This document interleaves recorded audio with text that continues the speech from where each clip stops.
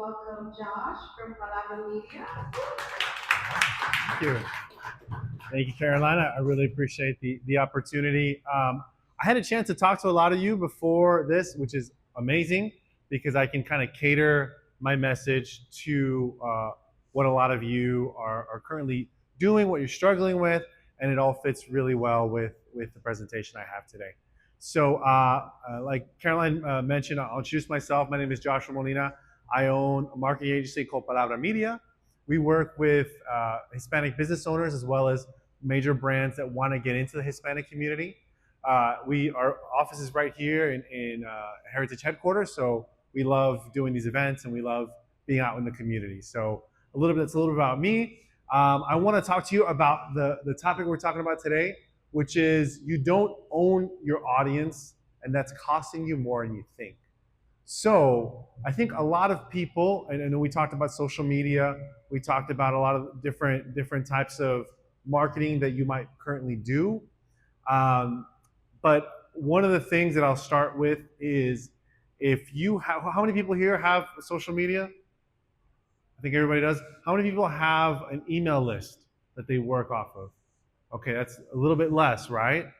What if today, for some reason, your Instagram account disappeared? How would that affect your business right now? Any volunteers? What if your Instagram completely disappeared? What would you say? Interactive guys. Learning how to work those to advertise our workshops. Okay, so you have workshops you do on Instagram, okay, and you didn't want to have a place to do it, okay. Anybody else?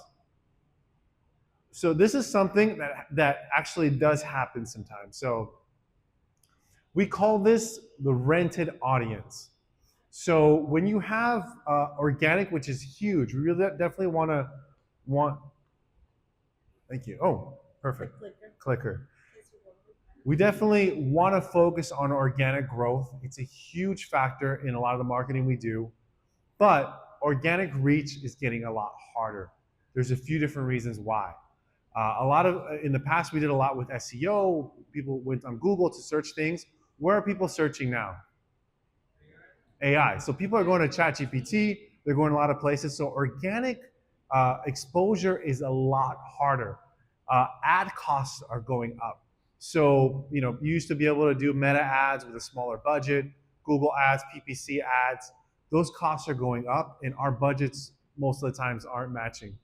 Algorithms change. So even if you do have social media, even if it doesn't go away, and you have tens of thousands of followers, either Meta or TikTok or any of these can change your algorithm the next day, and you're like, oh, why am I not getting the same engagement? Things change, and again, on the organic side, you don't own that audience. This is a rented audience, and you don't control distribution when you're talking about social media and some of these other audiences. So we say, if you're not paying for the product, you are the. Oh, sorry. Oh, perfect. If you're not paying for the product, you are the product. What does that mean? Social media, a lot of people got on Facebook and Instagram because they're like, hey, that's a really cheap and easy way to get my word out because it's free, right? But what does that mean? Why is it free? Anybody know why Instagram and Facebook is free?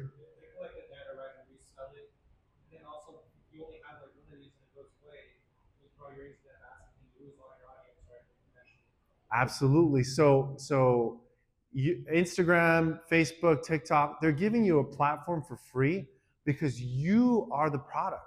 You're giving them all the info. You're giving them content.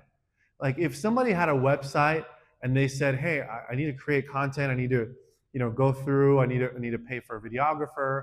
I need to pay for a web developer. It costs money, right? But what if they're like, hey, we'll get everybody to create content and they'll do it for free because we're providing a free platform. That's what social media is. So you guys are working for Facebook and Instagram for free. So what does that mean? If you don't own your profiles, if they one day decide to change the algorithm, if they decide to delete your account, if you get hacked, you have no recourse. You can try to call a phone number, customer support. Has anybody ever tried to get through Facebook customer support? It, it's impossible. 3 days later. It's impossible almost. Google, unless you have huge budgets and huge accounts, they're not going to listen to you. So again, that's an audience that you're renting, and that's one that you don't own. Oh, perfect. Thank you so much. So how do we go from a rented audience to an owned ecosystem? So here's 4 steps that I want to make sure that we cover. One is, I'm not saying that social media is wrong. We definitely want to focus on social. And we, as an agency, run social media for different companies. So we focus a lot. We focus a lot on social for ourselves. But that's not the end all. Because some marketing, some organizations that do marketing will focus on social and leave it at that. This is just an entry point. Just like SEO is an entry point, just like ads are an entry point. But where do we want to take them? So one of the things we want to focus on is email. That's why I asked if you have an email list. An email list is huge. This is what Caroline asked you to come to this event. She asked you to sign up for the newsletter. She has your email, and now she can engage with you, which is the next part of this, which is community. So we want to make sure that we have an owned ecosystem that we can then engage people in community and eventually someday become a customer. Same thing, give this as an example. The goal is we'd love for you guys to learn about Heritage Headquarters, to think about it, to network with us, and maybe one day think about an event that you can do here. So that's how you become a customer. So from social, you learn about the event, we gather your email, you become part of the community, become a customer. So let me go forward. Sorry, I'm going the wrong way, going backward. Okay, so how does this work? So we need to make sure in what you do, whether it's social media, whether it's the different touch points that you do, you're building these lists. So what are these lists? Email list is a huge part of that. We talk about newsletters, direct email. SMS is a big part of that. So if you're collecting phone numbers, we definitely recommend making sure you have a platform where you can also send SMSs. And then how do we turn these into community? So there are opportunities, for example, private groups. So is anybody here on a WhatsApp group, like a private WhatsApp group? Okay, so we have some people here. I know, especially in the Latino community, this is a huge platform.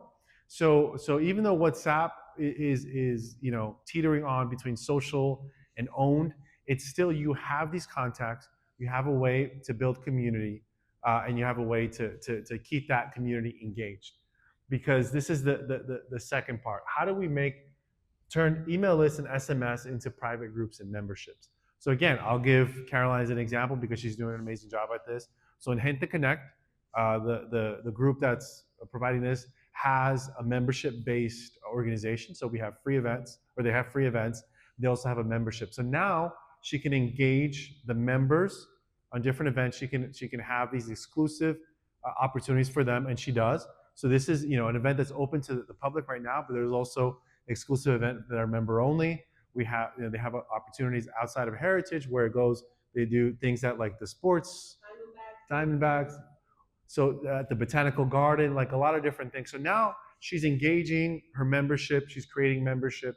She has an opportunity to do things beyond just the initial contact. And then obviously events. So this is an example of one of the events. There's a lot bigger events as well. So now we're engaging. We have that direct access, and we're not relying just on some direct messages through social media. All right. So we want to make sure we understand that the events themselves don't build community, but the ownership does. This is a huge point, which I think is very important to understand for your own list that you're building. When you start building lists, when you start creating these events, you want to make sure that you own these lists. And this is really important because you can use third parties to help you organize, to help you build, but you want to own that list. Well, the biggest mistake some people make is they'll set up an event, they'll have a third party set up an event, and then at the end of the event, they're like, hey, so what did I get out of this? Do I have people? Did my network grow? So ask yourself after that event, did my network grow? No? Then there was a missing piece on your end. that you didn't activate. So again, Caroline is here. She's checking people in. She's making sure that you guys are in that community afterwards. So this is something that you have. Even if you have somebody else organize your events, make sure there's a way that you are gathering those connections so that you can engage those connections afterwards. And I'll talk a little bit about how to make sure you engage them. So your list is the own list, and that way you can follow up and provide real return on the investment for that event. So why does community win? So obviously we talked about on the organic side. On the organic side, you can do all the things to help build your traffic, but sometimes that traffic is going to go down. HubSpot, which was the number one SEO tool for a lot of different people. People went on their website to find out how to get more organic traffic. From one day to another, an algorithm changed and their traffic went down in half. These are the experts, and their traffic went down in half. So that means that anybody, just a regular person, for us to be able to get the organic traffic to continue to go up, it is a challenge. But we want to make sure that we keep those acquisition costs low, and the money that we're putting into paid ads continues to give us the ROI. So we turn that traffic into lists, and those lists, we want to make sure that there's high retention, and then we also want to make sure there's an opportunity for referrals. So we create community advocacy out of that. So there's three pieces when it comes to that community advocacy side. So like I mentioned, you start with the traffic. So you start to build, and then you try to get the engagement either on the social media, on the email, or anything like that. And then there's potential drop off. This is where most people lose in I would say the three-step process. So now I have a list, my traffic's growing, but I can't get people to engage. So this is the part, and I see a lot of heads nodding because I think a lot of you have that. You have email lists, you have social media, but how do you get people to engage? So, yes, please do. So engagement is a great question. So everything from social media, engagement could mean people commenting, sending you direct messages, sharing your content. When it comes to email, you want people replying to emails. You want people clicking to links in the emails so they can watch your videos and different things like that, or registering for different events. All those touch points are what we call engagements. Yep. So there are really 4 steps in that community growth framework to get people engaged. Obviously, you want to attract them. So what are the hooks? How do you get people to come? How do you get people to come to this event? So obviously, some people came to network. Some people saw the topic and thought it's an interesting topic. Some people, just love Caroline and want to be here with that. They want some food. There's different reasons, but you want to attract people. So once you attract them, you want to capture. So again, you're here, you're at the event, you're eating the food, you're drinking the drinks, and now Caroline has an opportunity to engage, to get your email address. We can exchange cards. So now I have your card. Now you're part of my network. So now I captured your contact information. And the next thing, this is where a lot of that drop off is. We want to nurture them. So you have the email list. Now what? I have the cards. Now what do I do? So you want to make sure you have a nurture stream. So there's a couple ways of doing this. Obviously, we talked about a newsletter. So Ingente Heritage has a newsletter where they engage monthly. We do as well. Palabra Media, we have a newsletter. We make sure that everybody on our list is getting that. We have direct email.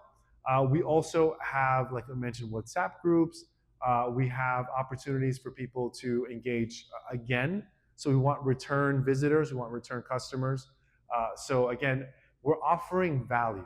And I think I talked to somebody earlier that was talking about events. There's networking events and there's events that bring you value. So you want to make sure you're not just giving an opportunity to do the same thing over and over and over. You want somebody to come to you, either your website, your social media, or in-person activations, and get something out of it, which is more than just a connection. So that's where the nurture comes in. We also personally set up for certain clients automated nurtures where somebody signs up and every week or every month, however the cadence we want to set up, they get a new piece in that nurture campaign that keeps them constantly engaged and connected with you. And then convert. So obviously, the whole goal of any organization you're in, whether it's a nonprofit organization that you're trying to get donations, whether it's a for-profit organization that you're trying to get customers, there's the convert piece, which you want to turn that into some type of profit. How do we get people from nurture to convert? The more touch points you have with any contact, the more likely they are to convert. We usually say at least 7 touch points for somebody to become a customer. What does that mean? That means they'll see you on social media, they'll come to an event, they'll see an ad on Google, they'll see somebody shared a post on Facebook, they'll see a billboard, or they'll hear you on the radio. There's a lot of different ways to hit touch points, but you want to make sure there's enough touch points because somebody is not going to meet you at an event and eventually and then immediately decide, hey, I want to be your customer. No. So this is just the first touch point. We get them into this capture, nurture, and then eventually, obviously, it dwindles down. You can start with an audience of 100 people, and you get into the capture. Maybe you'll get 50 of those emails. You'll nurture maybe 20 of those, so that you can get one customer out of that. So you have to make sure that your list is big enough to be able to get to the point you want to get to. So number one, attract. We talked about social. We talked about paid ads. Paid ads is still a big part of this. We recommend our customers have at least some type of budget for the advertising piece. The more organic you can do, sometimes it overlaps with the paid, and you can spend less money on paid. That's the SEO part. And then obviously events. It could be online events. We do webinars.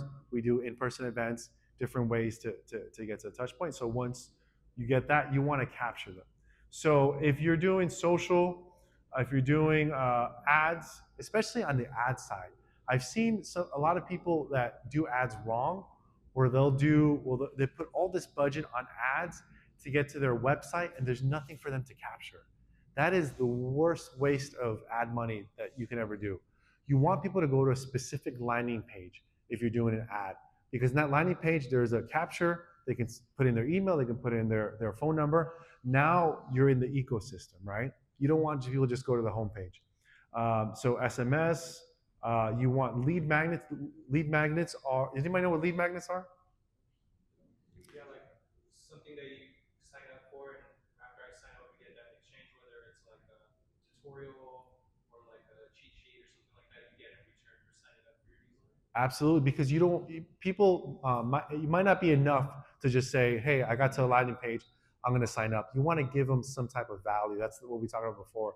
So it could be like a report. It could be an exclusive video, like a tutorial, like you mentioned. It could be anything that is an additional value that they can't just find online easily. So that's what a lead magnet is. And then nurture. So now they're in your email sequence. Now you want to make sure they're nurtured. You want to make sure that they get, again, content that they can't find just anywhere. So insider content. So you have to sign up for the newsletter to be able to get some of this content that you can't just find, elsewhere. And then you have to be consistent. This is one thing that a lot of people miss. Whether it's events, whether it's newsletters, they'll do a newsletter, one time, and then 3 months later, like, oh, I got to do the newsletter again. So you just lost, a big drop off in engagement because people like consistency. They want to know that it's coming on a regular basis. This could be events, this could be podcasts, it could be a lot of different things. You want to make sure there's consistency in that. And then you want to make sure there's community. People don't just want to be in a monolith. They want to know that there's other people involved in the community that you're building as well. And then convert. So what are the offers? What are you giving people? What's the value you're giving people? Are you giving them early access? Is there loyalty because if you're retail or e-commerce, because they're repeat customers? Is there a loyalty piece? What are the different pieces that you can give them that makes them convert better? I always say it's so much easier to get a return customer than it is to get a new customer. So if you have a specific product you're selling, if you have a specific offering, how do you make sure that you get either the same return customer or get them to refer somebody? Because that's going to be a much easier sell. So what does this look like in practice? We mentioned retail. So a customer buys something, you capture. That's why when you go to any of these retail like clothing stores, they're like, hey, can I give you your phone? Sometimes they're tricky. Sometimes they're like, all right, I need your phone number and email, and you're like, oh, why? I'm just buying a shirt, you know. But like that's how they get you in their system. And sometimes they're like, oh, we'll give you 20% off today if you give us your phone number. So now you're all of a sudden in the nurture system and you're part of that community. Service companies. So you want to build that pipeline because that turns those leads into customers. E-commerce, same thing. Lifetime value is huge through community because there's people that or online stores that you might buy once and you might never buy again. Other ones that you buy every month. I know there's some things like some like health things that I buy like every single month. Why do I do it? Sometimes it's because of the community that's built with it. So again, in summary, we need to stop thinking like a marketer. And this is coming from somebody who's been doing marketing for 2 decades. But we need to start thinking like a community builder. How do we make what we do more of a community than just a one-off marketing opportunity? So here are 3 things that I want you to take from this that you can do now. So I want you to think about one insider experience that you can create. What's one thing within your community that provides some inside access? And then I want you to add one capture point, whether this is on your website, whether this is on your social media. There's things on social media you can put certain links. There's certain different things you want to make sure it's dynamic, so you can add a touch point with that. And then once you capture some of these people on your list, I want you to think about one value-driven message. What's the message you're going to send people that has value? Whether it's a takeaway, whether it's a magnet, a lead magnet, whether it's an event. What's one message that you can share with them that keeps them engaged? Any questions about this so far? All right. Is that okay? So I want you to take away from this. I want you to own the relationship, own the growth. The brands, you don't have to be loud. You don't have to be out there as much, but you have to create community. You want to have all your marketing efforts turn into building that community. And we can help you build it. So Palabra Media, we work with lots of different brands and lots of different industries. Feel free to connect with me. This is my LinkedIn right here. And this is our contact information. We help brands as big as, we have 25 Hallmark stores in 4 different states. We work with Valley Toyota dealers to do a lot of their Hispanic marketing. We also work with small companies. So we have like service-based companies. We have law firms. We have all these different companies that try to target different audiences with a niche in the Hispanic community. So we do a lot in the Hispanic community. If you're looking for anything like that, please let us know.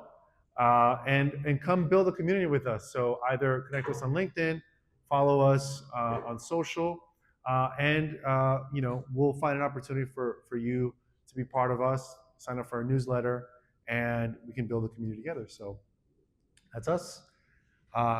Thank you.